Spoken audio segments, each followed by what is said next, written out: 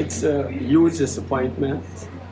Many of the things that we have been advocating for the last 12 months and even beyond that, most of it, if not all, has not materialized in this budget. For example, we would have been calling for an increase of the tax threshold to be moved from $85,000 to $150,000. That didn't materialize. We called for 50% increase in the minimum wage. That also didn't materialize. We called for removal of taxes from the lower bracket income workers. That didn't materialize. We called for removal of VAT from items manufactured in Guyana. That didn't materialize, and a whole host of other things, measures that we thought, or we continue to believe, that will, if implemented, will help Guyanese, especially the poor and working poor, tremendously. So it's a huge disappointment. In the 2024 budget, let me put it in the context. Let me give you some more information. This is a $1.146 trillion budget. That represents a 47% increase, or we could say nearly 50% increase from the last budget.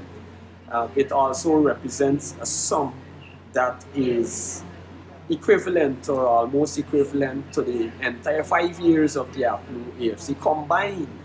And so when you come with a budget of that magnitude and you decide that you can only give a $3,000 to our pensioners, that you know these are people that are unemployed, that looking to depend on that little cash for their daily survival, and given all the increase in the cost of living and everything that is happening, inflation and everything, $3,000 mean nothing. It means absolutely nothing. $3,000 again for the public assistance. These are the poorer class of people. Somebody in public assistance is somebody that definitely needs help. And so $3,000 is what this government is extending to these people. It reminds me of what happened, or the recently announced 6.5%. We were able to give 26%, Sherrod. In the first year, I believe, or in 1 year at least, we were able to give an increase to the lowest bracket workers, the lowest bracket income people with the lowest income, 26% increase. These guys offered 6.5 last year. They can't say how much they will offer this year, although they have a $1 trillion budget. You know, so it's really disappointing. What you would recognize too from the minister's speech is that everything is surrounding oil. All the growth that they're talking about, it surrounds oil. Gold, which was our one of the major, if not the major income earner for many years, suddenly is on the back burner. It continues to decline every single year, and these guys are comfortable with that. Bauxite, the same obtains with bauxite. Bauxite has also decreased, and so we're not doing very well in the other areas. If the growth that we're seeing is mainly based on oil. Even in the non-oil sector, the growth that they're projecting is based on oil, is because of oil and because of the contractual arrangements that allow them to benefit the way they are from our oil.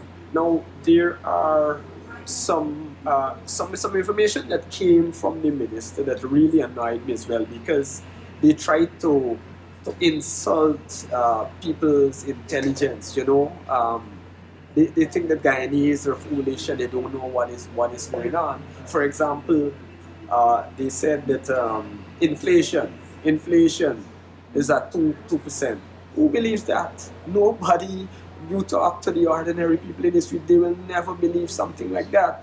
Another point they made was that the cost of food prices increased by only 3.8%. Ridiculous. Who believes that? Who believes that? You know, they really believe that they could hoodwink people into believing these nonsense. Now, let's make some other comparisons. You're giving these pensioners and these low-level persons a meager, crumbs they're getting. $3,000 here, $2,000. Three seem to be the figure of the day. But on the other hand, you go and you give to guys who do 6 billion.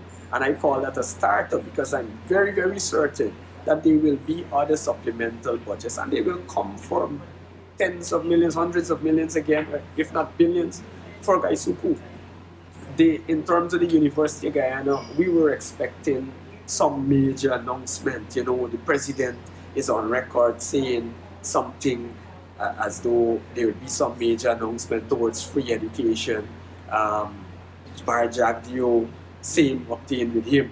But in the end, nothing except that with the meager sum given to the university, you see the online classes getting around the same amount. So this is an on-campus against online, and you're giving them, I think it's 4 billion, somewhere in the vicinity of $4 billion. That is ridiculous. We have one university, one local university. We've got to invest. We've got to give them the resources to make them into something, make them into a world-class institution.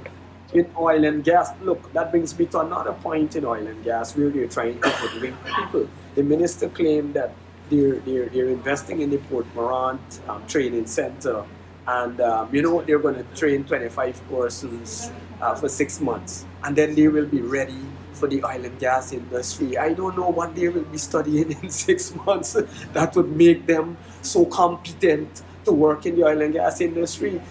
If you have a welding certificate now, from wherever you get it, it still doesn't qualify you to go and work in the oil industry like that. You gotta go through certain training for this industry. So I don't know who they're trying to kid about it. And 25, and think about the number, 25 for 6 months, that's what, 50 a year? When are we going to finish? When are we going to train our people? Gerard, there is a lot more that we can get into as we analyze this budget over the next few days, but let me say this again.